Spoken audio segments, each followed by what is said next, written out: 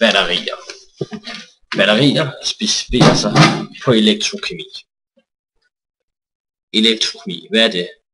Elektrokemi går groft sagt ud på at omdanne kemisk energi til elektrisk energi. Et eksempel på dette er batterier.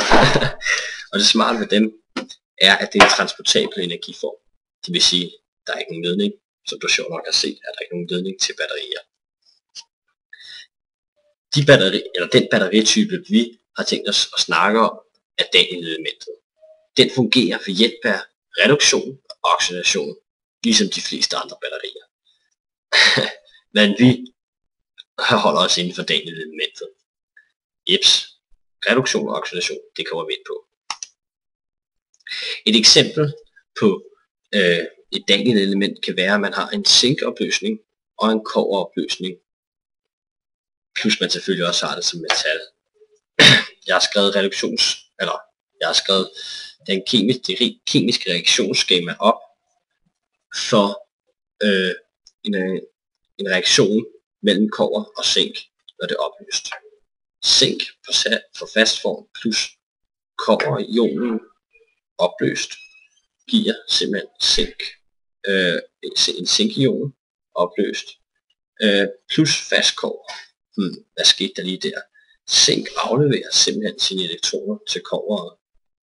Ja, det skyldes simpelthen, at zink står længere til venstre fra kobber i det periodiske, i spændingsrækken. Solidt kobber dannes, og zink ioniseres. Hvordan får man elektrisk energi ud af det? Ja, det man kan gøre, det er, at man kan udnytte denne proces ved at sætte en ledning på, og så simpelthen tvinge elektronerne til at gå igennem en strømbrugende kilde, f.eks. en voltmeter, eller en pære, som får det til at lyse. Altså, elektronerne går fra zink til kobber, og så i kobberen fortsætter de ned i kobberopløsningen. Her bliver kobber som ion lavet om til kobber ved hjælp af elektroner, eller 2 elektroner. Det omvendte sker hos zink. Her har vi fast zink, som ioniseres i en opløsning. Til gengæld får man de her 2 elektroner, som man udnytter, som danner mere, som man så bruger til at danne mere kobber. Problemet ved det her er, at når der er kommet tilstrækkeligt stor zink-ioner, så kan opløsningen ikke længere følge med. Altså der kan simpelthen ikke optages nok af de her zink-ioner i opløsningen, og så har zink ikke nogen steder at gøre af sine zink-ioner. Så derfor virker systemet ikke. Det kan man imidlertid hjælpe ved hjælp af en saltbro. Det forklarer vi her. Saltbroen neutraliserer ladningerne omkring anoden og katoden. Jeg har skrevet et reaktionsskema op her. Kobbersulfat plus 2 elektroner giver jo som sagt kobber plus SO4 minus.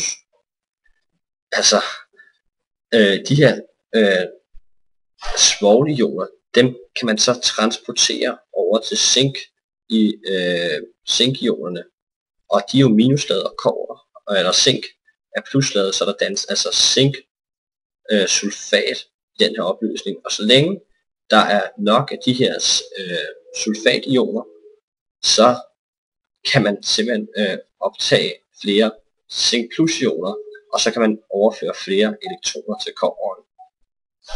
Det er rimelig smart. Så det er jo ikke kun afhængigt af hvor stor opløsning man har af sulfationer her. Hvor er det så lige det der oxidation og reduktion kom fra?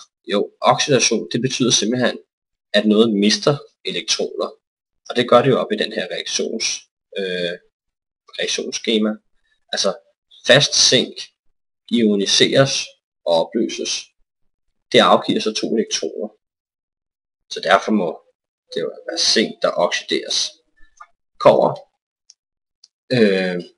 ionen modtager så de 2 elektroner fra zink og dannes fast kobber. Altså reduktionen, det vil sige får elektroner, det må altså være kobberet i det her tilfælde. Det er batteriet bygger på den her proces her, oxidation og reduktion. Og man har forstået at udnytte det igen ved hjælp af en ledning her, som vi ser. Det er smart. Jeg håber, I fandt ud af det.